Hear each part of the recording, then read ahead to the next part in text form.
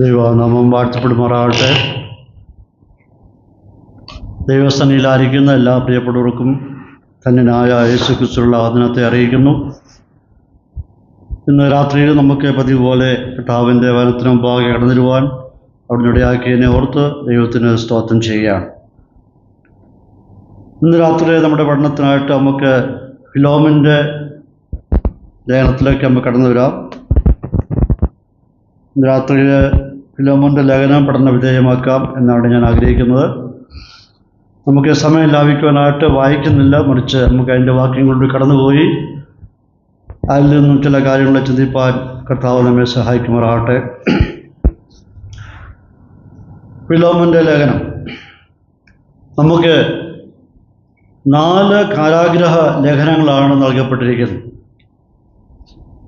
എഫേസ്യർ, ഫിലിപ്പിയർ, കൊലോസ്യർ, ഫിലോമോൻ, ഇങ്ങനെ 4 കാരാഗ്രഹ ലേഖനങ്ങളാണ് നമുക്ക് ഉള്ളത്. അതായത് പൗലോസ് അപ്പോസ്തലൻ കാരാഗ്രഹത്തിൽ കിടന്നുകൊണ്ട് എഴുതപ്പെട്ടായിരിക്കുന്ന ലേഖനങ്ങളാണ് ഇത് 4. ഇത് ഫിലോമോൻ്റെ ലേഖനം പൗലോസ് അപ്പോസ്തലൻ തൻ്റെ 1ാമത്തെ റോമൻ കാരാഗ്രഹ സമയത്ത് എഴുതപ്പെട്ടായിരിക്കുന്ന ലേഖനമായിട്ടാണ് അറിയപ്പെടുന്നത്. ഈ സമയത്ത് പൗലോസ് അപ്പോസ്തലൻ ഒരു വീട്ടു തടങ്കിലായിരിക്കുകയാണ്. ഏകദേശം AD 61 മുതൽ 63 ഈ കാലഘട്ടങ്ങളിലാണ് ഈ ലേഖനം എഴുതപ്പെട്ടതായിട്ട് നമുക്ക് അതിൻ്റെ പശ്ചാത്തലങ്ങൾ പഠിക്കുമ്പോൾ നമുക്ക് കാണാൻ കഴിയും. ഈ പുസ്തകത്തിൻ്റെ എഴുത്തുകാരൻ അപ്പോസ്തലനായിരിക്കുന്ന പൗലോസാണ്. ഈ ലേഖനത്തിൽ തന്നെ 3 ഇടങ്ങളിലായിട്ട് പൗലോസിനെ പറ്റി പറയുന്നുണ്ട്. പൗലോസാണ് എഴുതിയതെന്ന് പറയുന്നുണ്ട്. അതിൻ്റെ 1ാം വാക്യത്തിൽ വായിക്കുന്ന പ്രകാരമാണ്: ക്രിസ്തുയേശുവിൻ്റെ ബദ്ധനായ പൗലോസ്, അഥവാ തടവുകാരനായ പൗലോസ്. 9ാം വാക്യത്തിൽ കാണുന്നത്: പൗലോസ് എന്ന വയസ്സനും ഇപ്പോൾ ക്രിസ്തുയേശുവിൻ്റെ ബദ്ധനുമായിരിക്കുന്ന ഈ ഞാൻ. അവിടെ പറയുന്നത് ഞാൻ തടവുകാരനായിരിക്കണം. 3ാമതായിട്ട് 19ാം വാക്യത്തിലാണ് പൗലോസ് എന്ന ഞാൻ സ്വന്തം കൈയാൽ എഴുതിയിരിക്കുന്നു.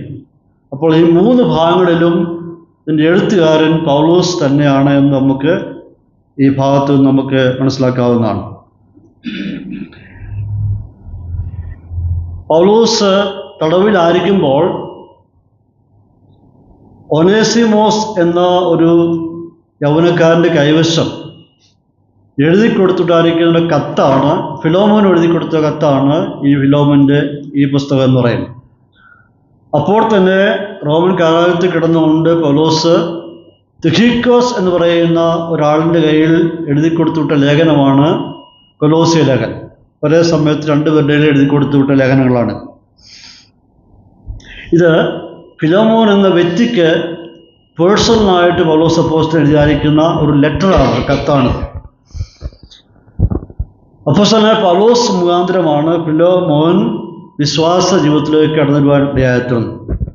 പൗലോസ് അപ്പോസ്തലൻ എഫെസോസിൽ പ്രവർത്തിച്ച് താൻ പരിശുദ്ധ വേല ചെയ്തുകൊണ്ടിരിക്കുന്ന സമയത്താണ് ഈ ഫിലോമോനെ വിശ്വാസ ജീവിതത്തിലേക്ക് പൗലോസ് അപ്പോസ്തലനെ കൊണ്ടുവരുവാൻ ഇടയായിത്തീർന്നു. അങ്ങനെ അതിനുശേഷമായിട്ട് ഫിലോമോൻ കൊലോസ്യ സഭയിലെ ഒരു നല്ല ഒരു വിശ്വാസിയും കൂടാതെ ധനവാനായിരിക്കുന്ന ഒരു മനുഷ്യനായിട്ടൊക്കെയാണ് നമുക്ക് ഫിലോമോനെ കാണുവാൻ കഴിയുന്നത്. അതിൻ്റെ 1-2 വാക്യങ്ങളിലേക്ക് കടന്നു വരുമ്പോൾ ഇപ്രകാരം വായിക്കുന്നുണ്ട്: ക്രിസ്തുയേശുവിൻ്റെ ബദ്ധനായ പൗലോസും സഹോദരനായ തിമോഥെയോസും ഞങ്ങളുടെ പ്രിയനും കൂട്ടുവേലക്കാരനുമായ ഫിലോമോൻ എന്ന നിനക്കും സഹോദരിയായ അപ്പിയയ്ക്കും ഞങ്ങളുടെ സഹോദരനായ അർക്കിപ്പോസിനും നിൻ്റെ വീട്ടിലെ സഭയ്ക്കും എഴുതുന്നു. ഇവിടെ ഏകദേശം 5 ഗ്രൂപ്പിനെ പറ്റി പൗലോസ് പറയുകയാണ്: തിമോഥെയോസ്, ഫിലോമോൻ, അപ്പിയക്, അതുപോലെ അർക്കിപ്പോസ്, നിൻ്റെ വീട്ടിലെ സഭ. പൗലോസിൻ്റെ മറ്റ് ലേഖനങ്ങളെ അപേക്ഷിച്ച് വ്യത്യസ്തത ഈ ലേഖനത്തിലുള്ളതായിട്ട് നമുക്ക് കാണാൻ കഴിയുന്നുണ്ട്. സാധാരണ മറ്റ് ലേഖനങ്ങളെല്ലാം പൗലോസ് അപ്പോസ്തലൻ തന്നെ പരിചയപ്പെടുത്തുന്നത് യേശുക്രിസ്തുവിൻ്റെ അപ്പോസ്തലൻ എന്ന് സ്വയം പരിചയപ്പെടുത്തിയാണ് താൻ ആരംഭിക്കുന്നത്. ലേഖനങ്ങളെല്ലാം ക്രിസ്തുവിൻ്റെ അടിമയായിരിക്കുന്ന അപ്പോസ്തലനായിരിക്കുന്ന ഞാൻ എന്ന് പറഞ്ഞുകൊണ്ടാണ് പൗലോസ് ആരംഭിക്കുന്നത്. ഇവിടെ പൗലോസ് പറയുന്നത് ക്രിസ്തുയേശുവിൻ്റെ ബദ്ധനായിരിക്കുന്ന അഥവാ തടവുകാരനായിരിക്കുന്ന പൗലോസ് എന്ന് സ്വയം പരിചയപ്പെടുത്തുകയാണ്. തൻ്റെ ആയിരിക്കുന്ന ഒഫീഷ്യൽ ടൈറ്റിൽ അപ്പോസ്തൽ എന്ന് പറയുന്ന അഥവാ അപ്പോസ്തലൻ എന്ന് പറയുന്ന ടൈറ്റിൽ ഇവിടെ ഉപയോഗിക്കുന്നില്ല. മറിച്ച് അതിന് പകരം ബദ്ധൻ എന്നുള്ളായിരിക്കുന്ന ഒരു പദമാണ് പൗലോസ് ഉപയോഗിക്കുന്നത്. ഇവിടെയാണ് നമുക്ക് ആദ്യമായിട്ട് ബദ്ധൻ അഥവാ തടവുകാരൻ എന്ന് പറയുന്ന പദം പൗലോസ് ആദ്യമായി ഉപയോഗിക്കുന്നത് നമുക്ക് കാണാൻ കഴിയുക. നാം ഇവിടെ 9-ാം വാക്യത്തിൽ വായിച്ചതുപോലെ വയസ്സിനും ബദ്ധനും എന്ന് പറയുന്ന ഞാൻ, 21-ാം വാക്യത്തിൽ എൻ്റെ സഹബദ്ധനായ എപ്പഫ്രാസ് എന്ന് പറയും. അപ്പോൾ ഇവിടെ പൗലോസും എപ്പഫ്രാസും ഈ സമയത്ത് തടവുകാരായിട്ട് റോമിൽ കഴിയുകയാണ്. ഒരേ സമയത്ത് ഇവർ രണ്ടുപേരും തടവിൽ കഴിയുകയാണ്. ഈ വാക്യങ്ങളിൽ വന്ദനം പറയുമ്പോൾ പൗലോസ് എടുത്തു പറയുന്ന വ്യക്തിത്വങ്ങളെ പറ്റിയാണ് നാം 1-2 വാക്യങ്ങൾ വായിക്കുന്നത്. ഒന്ന് തീമോഥെയോസിനെ കുറിച്ച് വായിക്കുകയാണ്. ഈ കത്ത് പൗലോസ് എഴുതുമ്പോൾ തീമോഥെയോസും പൗലോസിനോടൊപ്പം റോമിലുണ്ടായിരുന്നു എന്ന് നമുക്ക് കാണുവാൻ കഴിയുക. ഞാൻ ഓർപ്പിച്ച പോലെ തീമോഥെയോസിനെ പൗലോസ് എഫെസോസിൽ പ്രവർത്തിച്ചുകൊണ്ടിരിക്കുന്ന സമയത്താണ് വിശ്വാസ ജീവിതത്തിലേക്ക് കൊണ്ടുവന്നത്. ഒരു പക്ഷെങ്കിൽ അവിടെ വെച്ച് എഫെസോസിൽ വെച്ച് തീമോഥെയോസ് ഫിലോമോനും തമ്മിൽ കണ്ടുമുട്ടി ഉള്ള സാഹചര്യം ഉണ്ടായേക്കാം. അതുകൊണ്ട് രണ്ടുപേർക്കും പരിചയങ്ങൾ ഉള്ള വ്യക്തികളായിരിക്കാം. കൂടാതെ പൗലോസിൻ്റെ ശുശ്രൂഷയുടെ എല്ലാ ഘട്ടങ്ങളിലും എപ്പോഴും പൗലോസിനോടൊപ്പം ഉണ്ടായിരുന്ന ഒരു വ്യക്തിയായിരുന്നു തീമോഥെയോസ് എന്ന് പറയുന്നത്. തൻ്റെ പിൻഗാമിയായിട്ട് പൗലോസ് ഉയർത്തി കാണിക്കുന്ന വ്യക്തിയാണ് തീമോഥെയോസ് എന്ന് പറയുന്നത്.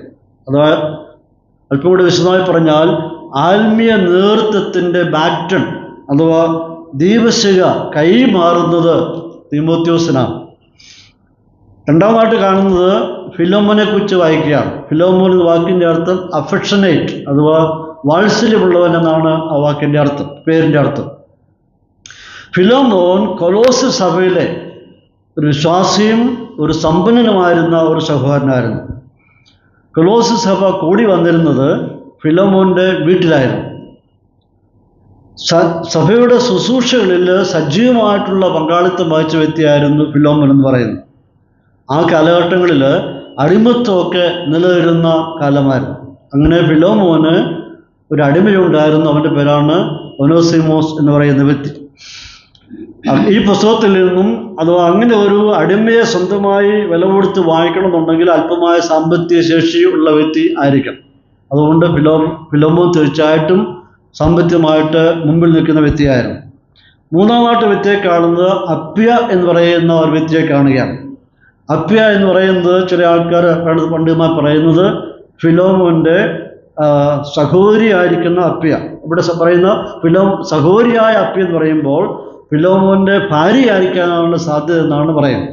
പൗലോസ് പറയുമ്പോൾ സഹോദരിയായിരിക്കുന്ന അപ്പ്യ, അത് ഫിലോമോൻ്റെ ഭാര്യയായിരിക്കാനായിട്ടാണ് സാധ്യത എന്ന് പറയുന്നത്. നാലാമത്തെ വ്യക്തിയെ കാണുന്നത് അർക്കിപ്പോസ് എന്ന് പറയുന്നു. വേദഗ്രന്ഥമാ പറയുന്നത് ഈ അർക്കിപ്പോസ് എന്ന് പറയുന്നത് ഫിലോമോൻ്റെ മകനായിരുന്നു എന്നാണ് പറയുന്നത്. കൊലോസ്യർ 4-ാം അധ്യായത്തിൻ്റെ 17-ാം വാക്യത്തിൽ പൗലോസപ്പോസ്തലൻ പറയുന്ന ഇപ്രകാരമാണ്: അർക്കിപ്പോസിനോട് കർത്താവിൽ ലഭിച്ച ശുശ്രൂഷ നിവർത്തിപ്പാൻ നോക്കണം എന്ന് പറവീൻ എന്ന് പറയുന്നു. പൗലോസിന് അർക്കിപ്പോസുമായിട്ട് നല്ല അടുത്ത ബന്ധവും സ്നേഹവും വാത്സല്യവും ഉണ്ടായിരുന്നു.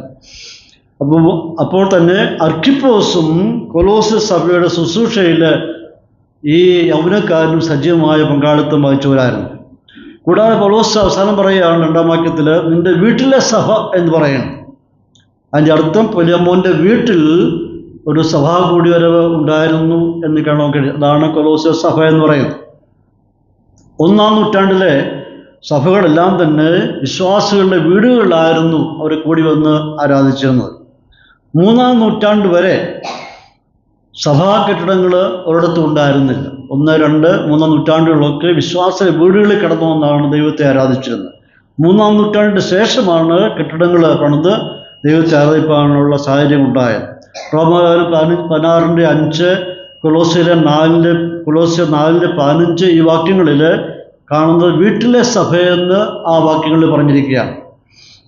അപ്പോൾ ആ കാലഘട്ടങ്ങളിൽ വിശ്വാസം എല്ലാവരും ഒന്നിച്ച് കൂടി വരികയും വേർതിരിവുകളില്ലാതെ വിശ്വാസികളുടെ ഭവനങ്ങൾ ആരാധനയ്ക്കായി തുറന്നു കൊടുക്കപ്പെടുകയും ധനവാനെന്നോ ദരിദ്രനോ വ്യത്യാസമില്ലാതെ, സ്ത്രീകളും പുരുഷന്മാരും വ്യത്യാസമില്ലാതെ, യജമാനന്മാരും ദാസന്മാരും വ്യത്യാസമില്ലാതെ ഐക്യമത്യത്തോടുകൂടി എല്ലാവരും കൂടി വന്ന് പല വീടുകളിൽ കടന്നു വന്ന് ആരാധിച്ച ചരിത്രമായിരുന്നു ഉണ്ടായിരുന്നു. നമ്മുടെയൊക്കെ സഭകളുടെയൊക്കെ ആരംഭമൊക്കെ കുറിച്ചത് വിശ്വാസ വീടുകളിലായിരുന്നു. പല സഭകളും, വേർപെട്ട സഭകളുടെയും പലരുടെയും ആരംഭം വീടുകളിലായിരുന്നു. അങ്ങനെയായിരുന്നു സഭ ആരംഭിച്ചത്. പിന്നീട് കെട്ടിടങ്ങൾ പണിതാണ് നമുക്ക് ആരാധിപ്പാനായിട്ട് ഇടയായിത്തീർന്നത്.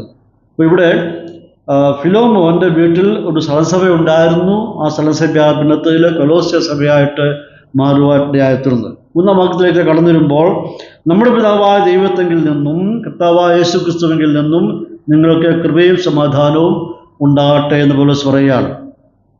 സാധാരണ പൗലോസ് ഉപയോഗിക്കുന്ന ഒരു വന്ദനമാണ് ഇവിടെ ആവർത്തിക്കുന്നത്.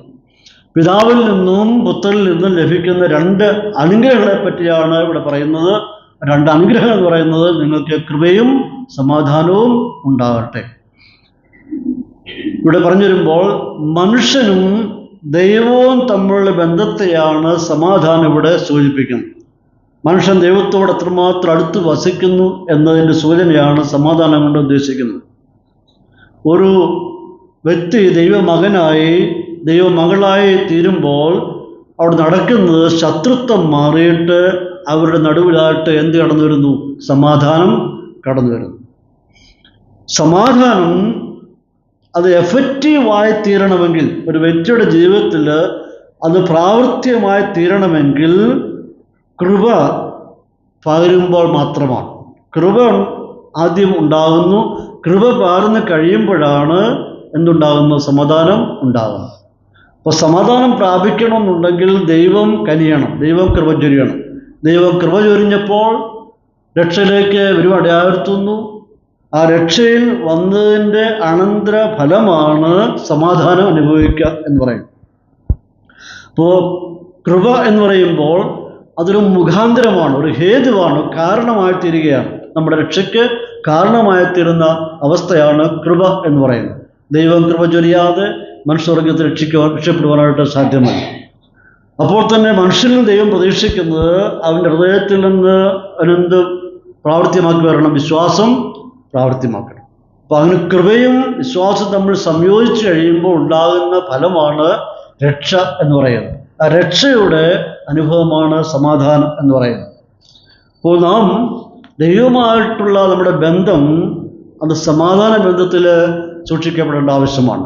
സഹവിശ്വാസികളുമായിട്ടുള്ള ബന്ധവും നാം സൂക്ഷിക്കപ്പെടേണ്ടത് ആവശ്യമാണ്. എല്ലായ്പ്പോഴും ദൈവത്തോടും മനുഷ്യരോടും സമാധാനം പാലിക്കണം എന്നുള്ളതാണ് ദൈവത്തിൻ്റെ ആയിരിക്കുന്ന പദ്ധതി എന്ന് പറയുന്നത്. വെളിപ്പാട് പുസ്തകത്തിൽ കടന്നു വരുമ്പോൾ എഫെസോസ് സഭയ്ക്ക് എഴുതുമ്പോൾ പ്രകാരം പറയുന്നുണ്ട്, നീ നിങ്ങളുടെ എന്ത് നഷ്ടമാക്കിയിരിക്കുന്നു? ആദ്യ സ്നേഹം നഷ്ടമാക്കിയിരിക്കുന്നു. അതുകൊണ്ട് നിങ്ങൾ മാനസാന്തരപ്പെടണം. മാനസാന്തരപ്പെട്ടിട്ട് എന്ത് ചെയ്യണം? ആദ്യ പ്രവൃത്തി ചെയ്യണം.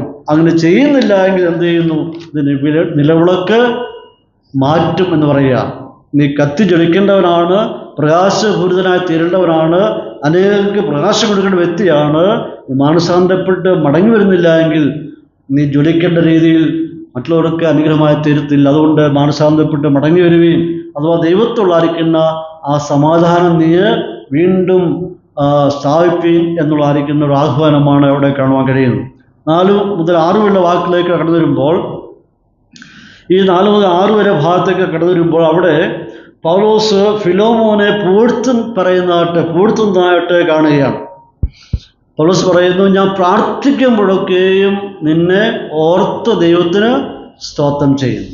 തടവിൽ കിടന്നുകൊണ്ട് പ്രാർത്ഥിക്കുകയാണ്. പ്രാർത്ഥിക്കുമ്പോഴും ഫിലോമോനെ ഓർത്ത് പൗലോസ് എന്ത് ചെയ്യുന്നു? സ്തോത്രം ചെയ്യുകയാണ്. ഒരുപാട് ആൾക്കാർക്ക് വേണ്ടി പൗലോസ് പ്രാർത്ഥിക്കാറുണ്ട്. കഴിഞ്ഞ ക്ലാസ്സിൽ നാം ചിന്തിക്കുണ്ടായി, ഗായോസിനെ ഓർത്ത് ദൈവത്തിന് സ്തോത്രം ചെയ്യുന്നു. അങ്ങനെ പലരെ ഓർത്ത്, പല വിശ്വാസികളെ പൗലോസ് ഓർത്ത് സ്തോത്രം ചെയ്യുമ്പോൾ കൂട്ടത്തിൽ ഫിലോമോനെയും ഓർത്ത് പൗലോസ് സ്തോത്രം ചെയ്യുകയാണ്. അതായത് പൗലോസ് കലാഗ്രഹത്തിൽ കിടക്കുമ്പോൾ ഫിലോമോനെ പറ്റി കേട്ടതായിരിക്കുന്നത് എല്ലാം ശരിയാണ് എന്ന് ബോധ്യമാക്കിക്കൊണ്ട് അത് കണ്ട് സന്തോഷിച്ചുകൊണ്ട് പൗലോസ് ദൈവത്തിന് സ്തോത്രം ചെയ്യുകയാണ്. 2 കാര്യങ്ങളാണ് പൗലോസ് ഇവിടെ എടുത്ത് പറയുന്നത്. ക്രിസ്തുയേശുവിനോടും സകല വിശുദ്ധന്മാരോടും ഫിലോമോന് എന്ത് സൂക്ഷിക്കുന്നു? നല്ല സ്നേഹബന്ധം കാത്ത് സൂക്ഷിക്കുന്നു. അപ്പോൾ ദൈവത്തിൻ്റെ മുമ്പാകെയും മനുഷ്യൻ്റെ മുമ്പാകെയും ഫിലോമോൻ നിൽക്കുമ്പോൾ അവൻ ധാരിക്കുന്ന സ്നേഹബന്ധം, അവൻ അടങ്ങിയിരിക്കുന്ന ആത്മീയ മൂല്യം അത് വിലയേറിയതാണ്. എല്ലാവരോടും അവൻ സ്നേഹബന്ധം പുലർത്തുന്ന വ്യക്തിയാണ്. മാത്രമല്ല രണ്ടാമത്തെ പ്രത്യേകത, ഫിലോമോന് ആഴമേറിയ ഒരു വിശ്വാസ ജീവിതത്തിൻ്റെ ഉടമയായിരുന്നു. രണ്ട് വിശേഷതകളാണ് പൗലോസ് തിമോഥെയോസിൽ കാണുന്നത്. ദൈവത്തോടും സഹവിശ്വാസികളോടും നല്ല സ്നേഹബന്ധം പുലർത്തുന്ന വ്യക്തിയായിരുന്നു ഫിലോമോൻ. രണ്ടാമത്തെ പ്രത്യേകത, നല്ലൊരു വിശ്വാസ ജീവിതം കാഴ്ചവെച്ച വ്യക്തിയായിരുന്നു ഫിലോമോൻ. അപ്പോൾ സ്നേഹത്തിലും തികഞ്ഞവനായിരുന്നു, ഭക്തിയിലും തികഞ്ഞവനായിരുന്നു ആര്? ഫിലോമോൻ എന്ന് പറയുന്നത്. എടുത്തു പറയേണ്ടതായിരിക്കും രണ്ട് മൂല്യങ്ങളാണ് ഫിലോമോനുണ്ടായിരുന്നത്. അത് ഓർക്കുമ്പോൾ പൗലോസ് ദൈവത്തിന് സ്തോത്രം ചെയ്യുകയാണ്. അപ്പോൾ ഇവിടെ പൗലോസ് ഓർപ്പിക്കുന്നത്, ഫിലോമോൻ ഉറപ്പിക്കുന്നത്, നിന്നിൽ അടങ്ങിയിരിക്കുന്ന മൂല്യങ്ങൾ എന്ത് ചെയ്യണം? നീ അതിൻ്റെ വിശാലതയിൽ കൊണ്ടുവരണം. ഇത് ദൈവം തന്നിരിക്കുന്ന, ദൈവത്താൽ പ്രാപിച്ചായിരിക്കുന്ന മൂല്യങ്ങളാണ്.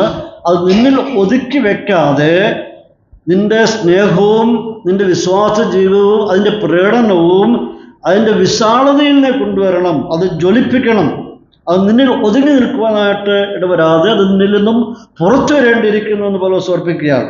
നീ അത് വ്യാപിപ്പിക്കേണ്ടത് ആവശ്യമാണ്.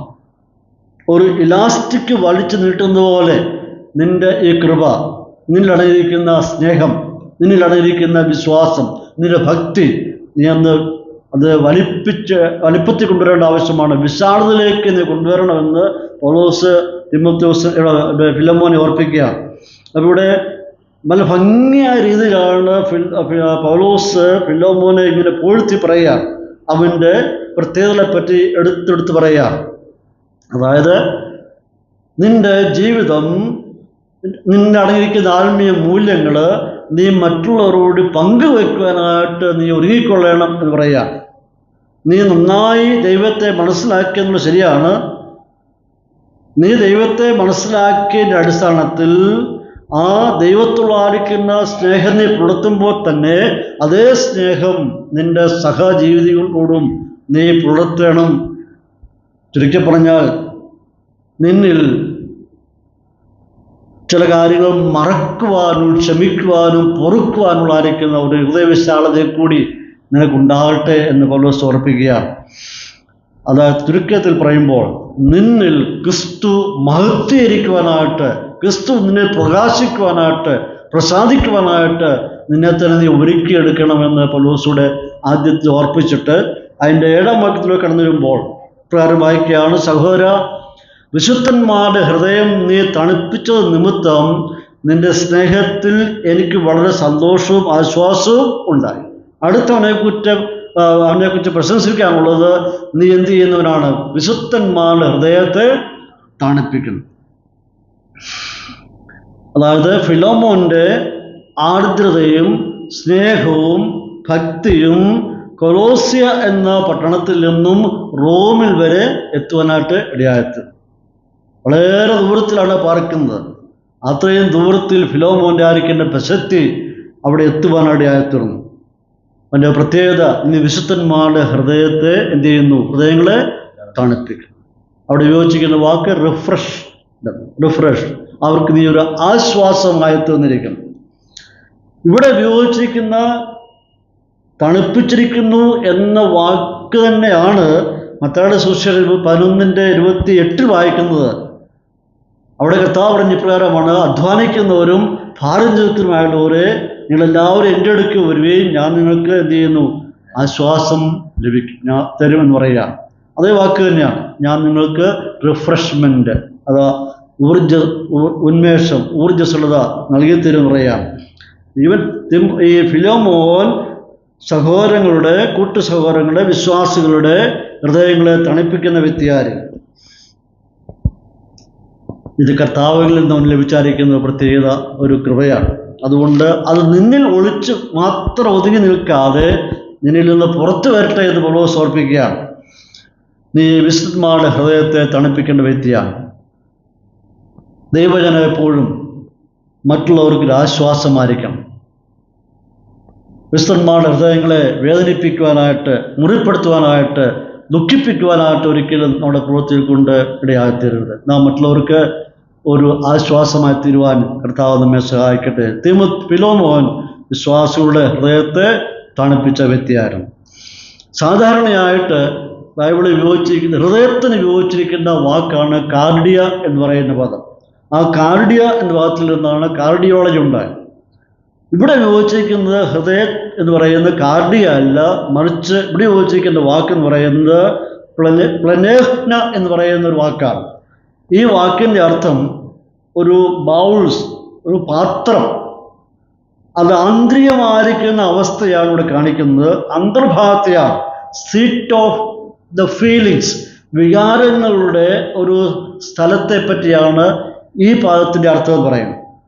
അതായത് നമ്മുടെ വികാരങ്ങളുടെ ഇരിപ്പിടത്തെ പറ്റിയാണ് പറയുന്നത്. അത് എൻ്റെ സൈക്കോളജിക്കൽ നേച്ചറാണ്. വികാരങ്ങളുടെ ആയിരിക്കുന്ന ഒരവസ്ഥയെപ്പറ്റിയാണ് ഇവിടെ ഉപയോഗിച്ചിരിക്കുന്ന വാക്കിൻ്റെ അർത്ഥം. ഈ വിശുദ്ധന്മാരുടെ ഹൃദയങ്ങളെ തണുപ്പിച്ചിരിക്കുന്നു പറയുമ്പോൾ അവിടെ വൈകാരികമായിരിക്കുന്ന സകല അവസ്ഥയിൽ നിന്ന് കടന്നു ചെന്നിട്ട് അവരെ സന്തോഷിപ്പിക്കുന്ന വ്യക്തിയായി നീ മാറിയിരിക്കണം. അപ്പോൾ വൈകാരികമായി താഴ്ന്നിരിക്കുന്നവർക്ക്, മാനസികമായിട്ട് താഴ്ന്നിരിക്കുന്നവർക്ക്, മുറിവേറ്റ അവസ്ഥയിൽ കഴിയുന്നവർക്ക്, ഇവർക്ക് എല്ലാവർക്കും ആരാശ്വാസമാണ്. ഫിലോമോൻ ഒരു ആശ്വാസമാണ്. വിവിധങ്ങളായിരിക്കുന്ന കഷ്ടങ്ങളിൽ കടന്നു പോയിരിക്കുന്ന മാനസിക പിരിമുറുക്കത്തിലും സമ്മർദ്ദത്തിലും ആയിരിക്കുന്നവർക്കെല്ലാം ഫിലോമോൻ ഒരു ആശ്വാസമായി തോന്നിയിരിക്കുന്നു എന്ന് പറയുകയാണ്. അവൻ അവരെ തണുപ്പിച്ചു, അഥവാ അവനവരെ കൂടെ ചേർത്ത് നിർത്തി എന്നാണ് അതിൻ്റെ വാക്കിൻ്റെ അർത്ഥം. ഫിലോമോൻ ഒരിക്കലും കൊളോസ്യ സഭയിലെ മൂപ്പനോ ഡീക്കനോ പാസ്റ്ററോ ബിഷപ്പോ ഒന്നും ആയിരുന്നില്ല, സാധാരണപ്പെട്ട വിശ്വാസിയായിരുന്നു. എന്നാൽ ഒരുപക്ഷെ ചിന്തകന്മാർ പറയുന്നത് ഈ ഫിലോമോൻ ഒരു ബിസിനസ്സുകാരനായിരിക്കാം, നല്ല സാമ്പത്തിക ശേഷിയുള്ളവനായിരിക്കാം. പക്ഷെ അപ്പോൾ തന്നെ സഭയിൽ അവൻ നല്ല സാക്ഷ്യവും അനേകർക്കൊരു ആശ്വാസവും അനേകർക്ക് അനുഗ്രഹമായിരുന്നു. ഇവനും ഗായോസിനെ പോലെ തന്നെ അനുകമ്പയുള്ളവനും സഹതാപമുള്ളവനായിരുന്നു. അനേകർക്ക് ഫിലോമോൻ ഒരു ആശ്വാസമായിരുന്നു. ഇവിടെ പൗലോസ് പറയുകയാണ്, ഫിലോമോനെ, നിന്റെ വിശാലമായ മനസ്സിനെ ഓർത്ത് ഞാൻ കാരാഗ്രഹത്തിൽ കിടക്കുമ്പോൾ സന്തോഷിക്കുകയാണ്, നിന്നെ ഓർത്ത് ഞാൻ അഭിനന്ദിക്കുകയാണ്. നീ സഭയിലും ദേശത്തും കാണിക്കുന്ന നിന്റെ ആയിരിക്കുന്ന ആത്മീയ വിശേഷങ്ങൾ ഓർക്കുമ്പോൾ ഞാൻ സന്തോഷിക്കുകയാണ്. നീ വിശുദ്ധന്മാരുടെ ഹൃദയങ്ങളെ തണുപ്പിക്കുന്നറിയുമ്പോൾ സന്തോഷിക്കുകയാണ്.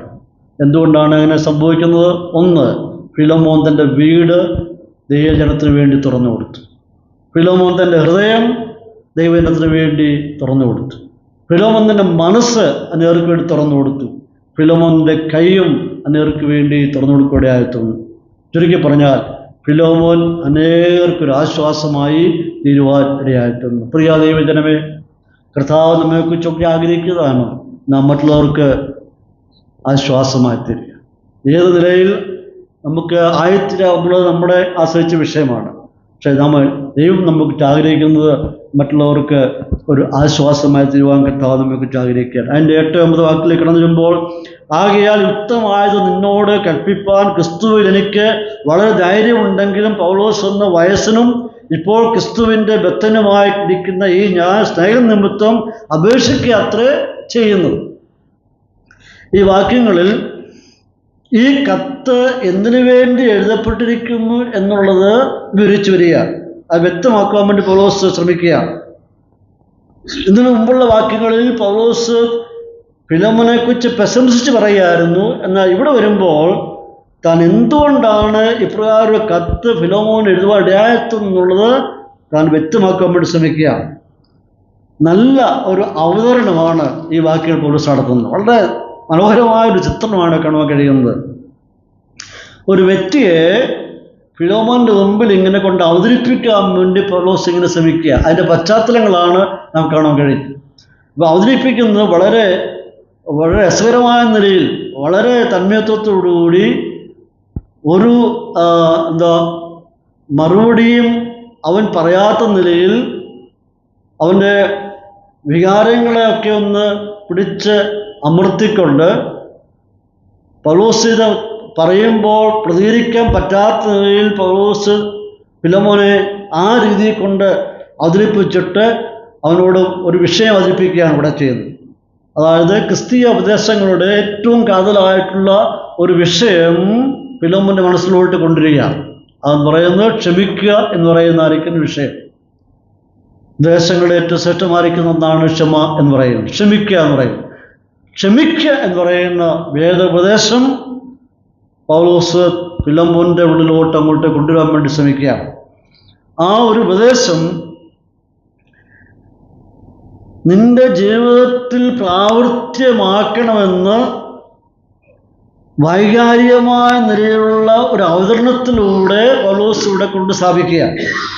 അത് വളരെ നയപരമായിട്ടും ജാഗ്രതയോടും കൂടിയാണ് പൗലോസ് ആ വിഷയം അവതരിപ്പിക്കാൻ വേണ്ടി ശ്രമിക്കുന്നത്.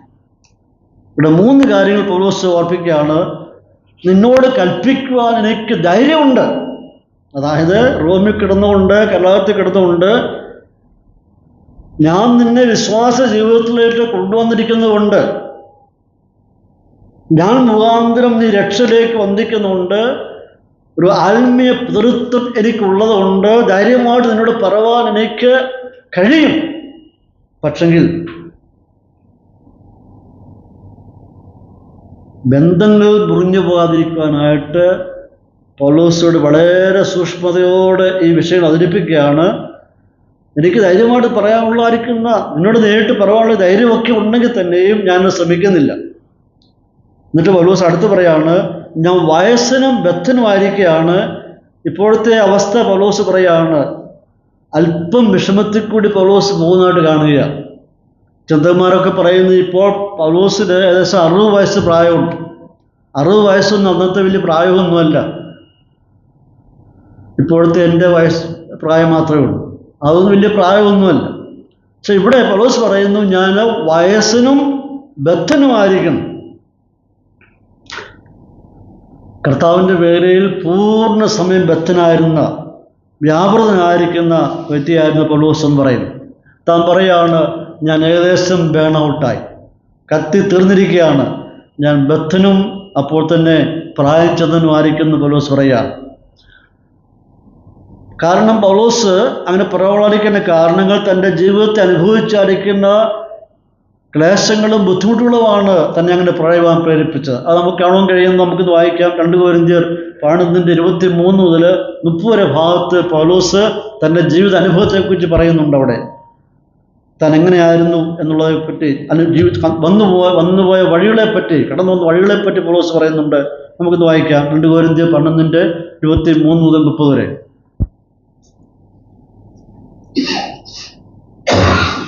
2 കൊരിന്ത്യർ 12:23 മുതൽ 30 വരെ. അതേ ക്രിസ്തുവിന്റെ ശുശ്രൂഷക്കാരോ, ഞാൻ ബുദ്ധിപരമായി സംസാരിക്കുന്നു. ഞാൻ ഏറ്റവും അധികം അധ്വാനിച്ചു, അധികം പ്രാവശ്യം തടവിലായി, അനവധി അടികൊണ്ടു, പലപ്പോഴും പ്രാണഭയത്തിനായി. യഹൂദനാൽ ഞാൻ 1 കുറയാതെ 40 അടി 5 വട്ടം കൊണ്ടു, 3 വട്ടം കോലിനാൽ അടി കൊണ്ടു, ഒരിക്കൽ കല്ലേറ് കൊണ്ടു, 3 വട്ടം കപ്പച്ചേരത്തിൽ അകപ്പെട്ടു, ഒരു രാപ്പകൽ വെള്ളത്തിൽ കഴിച്ചു.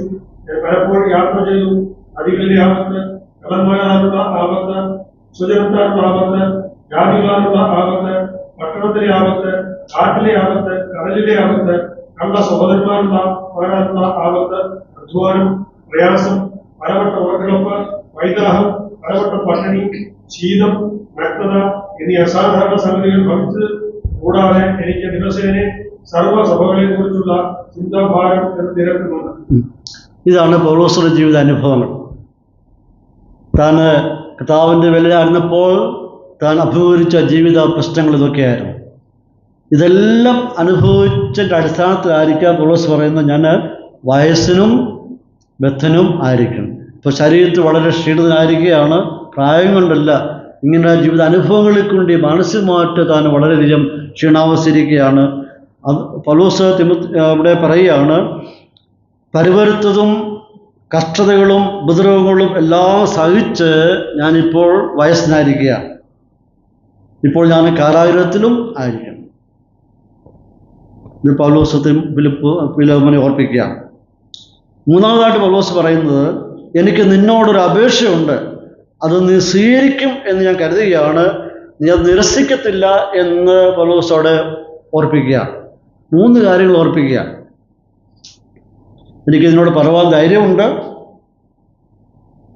2, ഞാൻ വയസ്സനായിരിക്കുന്നു, ഞാൻ തടവിലായിരിക്കുകയാണ്. എനിക്കിതിനോട് ഒരു എളിയ അപേക്ഷയുണ്ട്. അപ്പോൾ ഇത്ര എഴുതുമ്പോൾ, ഇത്രയും നേരിട്ട് ഫിലോമോൻ ഇത് എഴുതി കൊടുക്കുമ്പോൾ ഒരു കാരണവശാലും ഫിലോമോന് പൗലോസിനെ നിരസിക്കുവാനായിട്ട് പറ്റും. ഞാൻ പറഞ്ഞല്ലോ, വൈകാരികമായ തലങ്ങളിൽ കൊണ്ടുവന്ന് അവതരിപ്പിച്ചിട്ട് തൻ്റെ ജീവിത പ്രശ്നങ്ങളെ കൊണ്ട് പ്രസൻറ്റ് ചെയ്തിട്ട് ഞാൻ ഈ ഒരു കാര്യം പറയാൻ പോവുകയാണ് എന്ന് പറയുമ്പോൾ ഒരിക്കലും ഫിലോമോന് പൗലോസിൻ്റെ വാക്കുകൾ ഡിനേ ചെയ്യുവാനായിട്ട് പറ്റുക. അവൻ്റെ മനസ്സിലോട്ട് പൗലോസ് കടന്നു ചെല്ലുകയാണ്. ഇനി 10-ാം വാക്യത്തിലോട്ട് കടന്നു വരുമ്പോഴാണ് പൗലോസ് തൻ്റെ അപേക്ഷ അങ്ങോട്ട് പറയുന്നത്. ഇപ്രകാരമാണ്: തടവിലിരിക്കുമ്പോൾ ഞാൻ ജനിപ്പിച്ച എൻ്റെ മകനായ ഒനോസിമോസിന് വേണ്ടി ആവുന്നു ഞാൻ നിന്നോട് അപേക്ഷിക്കുന്നു. അപ്പോൾ ആരെപ്പറ്റി പ്രസൻറ്റ് ചെയ്യാനാണ് പൗലോസ് ശ്രമിക്കുന്നത്? ഒനോസിമോസ് എന്ന് പറയുന്ന ഒരു യൗവനക്കാരനെ ഫിലോമോനിൻ്റെ മുമ്പിലുണ്ട് പ്രസൻറ്റ് ചെയ്യാം. പൗലോസ് പറയുന്നത് ഞാൻ തടവിലായിരിക്കുമ്പോൾ ജനിപ്പിച്ചായിരിക്കുന്ന ഒനോസിമോസ്. ചുരുക്കത്തിൽ എല്ലാം സസ്പെൻഷനിൽ നിർത്തിയ ശേഷം 10-ാം വാക്യത്തിൽ അതങ്ങോട്ട് വെളിപ്പെടുത്തുകയാണ്. 1 മുതൽ 9 വരെ സസ്പെൻഷനിലായിരുന്നു. 10-ാം വാക്യത്തിൽ വരുമ്പോൾ കാര്യം അങ്ങോട്ട് പറയുകയാണ്. പൗലോസ് 3 പേരെ മകൻ എന്ന് വിളിച്ചിട്ടുണ്ട്. 1 തീമോത്തിയോസിനെ മകൻ എന്ന് വിളിക്കുന്നു, 2 തീത്തോസിനെ മകൻ എന്ന് വിളിച്ചിട്ടുണ്ട്, 3-ാമത് ഒനോസിമോസിനെയാണ് പൗലോസ് മകൻ എന്ന് വിളിക്കുന്നത്. ഈ 3 പേരെയും പൗലോസ് ഞാൻ ജനിപ്പിച്ച മകൻ അഥവാ ഞാൻ മുഖാന്തരമാണ് അവർ വിശ്വാസത്തിലേക്ക് വന്നത് എന്നാണ് ഈ 3 പേരെ കുറിച്ച് പറയുക. അപ്പോൾ ഇവിടെ പറഞ്ഞു വരുമ്പോൾ ഇത്രയും വായിച്ചു കഴിയുമ്പോഴേക്കും ഫിലോമോന് ഒന്നും പറയാൻ പറ്റാത്തൊരവസ്ഥയിലോട്ട് വന്നെത്തുകയാണ്. ഇവിടെ ഒനോസിമോസിനെ പറ്റി പഠിക്കുമ്പോൾ ആ വാക്കിൻ്റെ അർത്ഥം, ആ പേരിൻ്റെ അർത്ഥം പ്രയോജനമുള്ളവൻ, ഉപയോഗമുള്ളവൻ എന്നാണ് ഒനോസിമോസ് എന്ന വാക്കിൻ്റെ അർത്ഥം. ഒനോസിമോസ് ഒരു കൊലോസിയ ദേശവാസിയായിരുന്നു. കൊലോസ്യ അപ്പോസ്തലൻ കൊലോസ്യ ലേഖനം 4:19 വാക്യത്തിലും ഒനോസിമോസിനെ പറ്റി പറയുന്നുണ്ട്. ചർച്ച നാം പഠിച്ചു വരുമ്പോൾ ഈ ഒനോസിമോസ് ഫിലോമോൻ്റെ വീട്ടിലെ ഒരു അടിമയായിട്ടാണ് നമുക്ക് കാണാൻ കഴിയുക. റോമൻ സാമ്രാജ്യം നിലനിൽക്കുന്ന കാലഘട്ടത്തിൽ 1-ാം നൂറ്റാണ്ടിൽ അന്ന് ലോകത്തിൽ ഏകദേശം 60 ലക്ഷം അടിമകൾ ലോകത്തിലുണ്ടായിരുന്നു. അങ്ങനെ അടിമത്വം നിലനിൽക്കുന്ന കാലഘട്ടങ്ങളിലാണ് ഈ ഇവിടെ സംഭവം നടക്കുന്നത്. അങ്ങനെ ഫിലോമോനും ഈ ഒനോസിമോസിനെ അടിമയായിട്ട് തൻ്റെ വീട്ടിൽ അവനെ ഉണ്ടായിരുന്നു. എന്നാൽ എങ്ങനെയോ എന്തോ കാരണത്താൽ സുപ്രഭാതത്തിൽ ഈ ഒനോസിമോസ് ഓടിപ്പോയതായിട്ട് നമുക്ക് കാണുവാൻ കഴിയുക. കാരണം നമുക്ക് അറിഞ്ഞുകൂടാ. 3 കാരണങ്ങളാൽ ഒരു അടിമ യജമാൻ്റെ വീട് വിട്ട് ഇറങ്ങിപ്പോവാൻ സാധ്യതയുണ്ട്. 1, അവൻ എന്തെങ്കിലും മോഷ്ടിച്ചു കാണും. മോഷ്ടിച്ചു കഴിഞ്ഞാൽ പിന്നെ പിടിയിലാകും എന്നറിഞ്ഞ് പേടിയുണ്ട്, അവൻ ഇറങ്ങി ഓടിപ്പോകും. 2ാമത്, യജമാൻ്റെ ഭാഗത്തുനിന്ന് എന്തെങ്കിലും മോശമായ പെരുമാറ്റങ്ങളോ ഉപദ്രവങ്ങളോ ഉണ്ടായാൽ അവൻ ഓടിപ്പോകാനായിട്ട് സാധ്യതയുണ്ട്. 3ാമത്തെ കാരണം എന്ന് പറയുന്നത് അവന് സ്വാതന്ത്ര്യം വേണം. അവൻ്റെ ഭാര്യ ഉണ്ടായിരിക്കാം, മക്കളുണ്ടായിരിക്കാം, അവരോടുകൂടി സന്തോഷത്തോടെ ജീവിക്കാനുള്ള ആഗ്രഹം ഉണ്ടായിരിക്കാം, അവന് ഓടിപ്പോകും. പക്ഷെ അടിമയെ വില കൊടുത്താണ് വാങ്ങിക്കുന്നത്. വില കൊടുത്ത് വാങ്ങിച്ചിരിക്കുന്നുണ്ട്. ആ ദാസൻ്റെ പ്രോപ്പർട്ടിയാണ്, വസ്തുവാണ്, അവൻ്റെ അടിമയാണ്. ഒരു കാരണവശാലും പോകാനായിട്ട് പാടില്ല. അഥവാ ഓടിപ്പോയ ഒരാളിനെ മടക്കിക്കൊണ്ടുവന്നാൽ, തിരികെ കൊണ്ടുവന്നാൽ ഉള്ള ശിക്ഷാവധി എന്ന് പറയുന്നത് അല്പം ഭയാനകമാണ്. അവന് അന്നത്തെ നിയമം അനുസരിച്ച്, റോമാക്കാരുടെ നിയമം അനുസരിച്ച് ചാട്ടുവാറ് കൊണ്ടുള്ള അടി കിട്ടും, ചങ്ങലയ്ക്ക് കൂട്ടിയിടും, ഇരുമ്പ് പഴുപ്പിച്ച് തോളിൽ വെക്കാറുണ്ട്, കൈവെള്ളയ്ക്ക് ഇരുമ്പ് പഴുപ്പിച്ച് വെക്കാറുണ്ട്, മൂത്ത് വെക്കാറുണ്ട്, ഈ പുറകിലെ ബട്ടക്കിൻ്റെ ഭാഗങ്ങളായിട്ട് ഇരുമ്പ് പഴുപ്പിച്ച് വെക്കാറുണ്ട്. ഇതെല്ലാം റോമാക്കാർ ചെയ്യുന്നതായിരിക്കും ശിക്ഷ നടപടിയാണ്. കൂടാതെ അവൻ്റെ നെറ്റിക്ക് FUG ഫുജിറ്റീവ് അടിമ എന്ന് പറയുന്ന അടയാളമായിട്ട് FUG അത് ചൂട് വെക്കാറുണ്ട്. ഇതൊക്കെയാണ് ഒരു അടിമയെ തിരിച്ചു കിട്ടിയാൽ ചെയ്യുന്നതായിരിക്കും ശിക്ഷ നടപടി എന്ന് പറയുന്നത്. വളരെ ഭയാനമായിരിക്കുന്ന ക്രൂരമായിട്ടുള്ള ഒരു ശിക്ഷാവധിയായിരുന്നു റോമൻ സാമ്രാജ്യത്തിൽ നിലനിന്നിരുന്നത്. 18-ാം വാക്യത്തിൽ കടന്നു വരുമ്പോൾ ഇവിടെ കാണാൻ കഴിയുന്നത് പൗലോസ് പറയുന്നുണ്ട്, അവൻ നിന്നോട് വല്ലതും അന്യായം ചെയ്തിട്ടോ നിന്നോട് വല്ലതും കടപ്പെട്ടിട്ടോ ഉണ്ടെങ്കിൽ അത് എൻ്റെ പേരിൽ കണക്കിട്ടു. അപ്പോൾ അതെവിടെ നിന്ന് മനസ്സിലാക്കാൻ കഴിയുന്നത്, എന്തോ മോഷ്ടിച്ചാണ് അവൻ പോയത്. എന്തെങ്കിലും കടപ്പെട്ടിരിക്കുകയോ നിനക്കെന്തെങ്കിലും നഷ്ടം സംഭവിച്ചിട്ടുണ്ടെങ്കിലോ അത് നീ അവൻ്റെ മേൽ കണക്കിടണ്ട, നീ എൻ്റെ മേൽ കണക്കിട്ടുള്ളൂ. അപ്പോൾ എന്തോ വിലപിടിപ്പുള്ള സാധനങ്ങൾ മോഷ്ടിച്ച് കാണും, അല്ലെങ്കിൽ പണം എന്തെങ്കിലും മോഷ്ടിച്ച് കാണും. അങ്ങനെ തിരിച്ചു കൊടുക്കാൻ പറ്റാത്തായിരിക്കുന്ന സാഹചര്യത്തിലോട്ട് വന്നെത്തിയിരിക്കുകയാണ്. ഇത് എടുത്തിട്ട് ഈ ഒനേസിമോസ് കൊലോസയിൽ നിന്നും 1500 മൈൽ അപ്പുറത്തുള്ള റോമിലോട്ടാണ് പോയത്. കപ്പൽ കയറി നേരെ റോമിൽ പോയി. ആരും പിടിക്കാതിരിക്കാൻ വേണ്ടി യാത്ര സഞ്ചരിച്ച് റോമിലെത്തി. ഇപ്പോൾ ഈ അപഹരിച്ചയക്കുന്ന പണം മുഴുവൻ ഒരുപക്ഷെ അവന് തീർത്ത് കാണുമായിരിക്കും. വഴിയാത്രയ്ക്കൊക്കെ ചെലവഴിച്ച് കാണും. ഒരുപക്ഷെ പണമാണെങ്കിൽ പണം എല്ലാം തീർന്നിരിക്കുകയാണ്. ഇവിടെ സംഭവിച്ചത്, കണ്ടു മോഹിച്ചു എടുത്തു ഓടിപ്പോയി. ആഖാനും അതിനെയാണ് ചെയ്തത്. കണ്ടു മോഹിച്ചു എടുത്തു അവൻ കുഴിച്ചിട്ടു. രണ്ടുപേരും ചെയ്ത് ഏകദേശം തുല്യമായിട്ടുള്ള കാര്യങ്ങളാണ്. 10 കൽപ്പന നാം പഠിച്ചു വരുമ്പോൾ അവിടെ കാണുവാൻ കഴിയുന്നത്, മോഹിക്കാൻ പാടില്ല, മോഷ്ടിക്കാനും പാടില്ല. ഇവിടെ നടന്നത് മോഹിക്കുകയും ചെയ്തു, മോഷ്ടിക്കുകയും ചെയ്തു. ഇവിടെ എടുത്ത ശേഷം റോമിലോട്ട് ഒരു യാത്ര പോവുകയാണ്. മോഷണം എല്ലാ കാലത്തും നടന്നുകൊണ്ടിരിക്കുന്ന വസ്തുതയാണ്. ചരിത്രത്തിലുടനീളം പഠിച്ചു വരുമ്പോൾ മോഷണത്തെപ്പറ്റി നാം കാണാറുണ്ട്. അതുകൊണ്ടാണല്ലോ 10 കൽപ്പനയിൽ രേഖപ്പെടുത്തിയിരിക്കുന്നത്. എല്ലാ യുഗങ്ങളിലും മോഷണം നടന്നിട്ടുണ്ട്. എന്നാൽ പ്രത്യേകത എന്ന് പറയുമ്പോൾ, പാവം പിടിച്ചവരും നിത്യവൃത്തിക്ക് വകയില്ലാത്തവരും എന്തെങ്കിലും എടുത്തു കഴിഞ്ഞാൽ അവനെ കള്ളനെന്ന് വിളിക്കും. എന്നാൽ വലിയ വലിയ ആൾക്കാരും വലിയ രാഷ്ട്രീയ പാർട്ടിക്കാരും വലിയ ഉന്നതന്മാരൊക്കെ എന്തെങ്കിലും എടുത്തു കഴിഞ്ഞാൽ അതിനെ കുംഭകോണമെന്ന് വിളിക്കും. ഒരാളെ കള്ളനെന്ന് വിളിക്കും, വേറൊരാളെ കുംഭകോണം കാണിച്ചെന്നും പറയും. വാസ്തവത്തിൽ രണ്ടും ഒന്ന് തന്നെ. കഴിഞ്ഞ ചില വർഷങ്ങൾക്ക് മുമ്പ് അടുത്ത സമയത്തുള്ള സംഭവമാണല്ലോ ഈ ഒത്തിരി കുംഭകോണം നടന്നിട്ടുണ്ട്. മധു എന്ന് പറയുന്ന ഒരു പാവം പിടിച്ച മനുഷ്യൻ ഏതോ കടയിൽ ചെന്ന് അരി എടുത്തെന്നാണ് എൻ്റെ ഓർമ്മ. അവനെ എല്ലാവരും കൂടി അടിച്ചു. ജീവിക്കാൻ വേണ്ടി, കഞ്ഞി കുടിക്കാൻ വേണ്ടി അല്പം അരി എടുത്തു. അപ്പോൾ കോടികളുടെ കുംഭകോണങ്ങൾ നടന്നിട്ട് അതൊന്നും വിഷയമല്ല.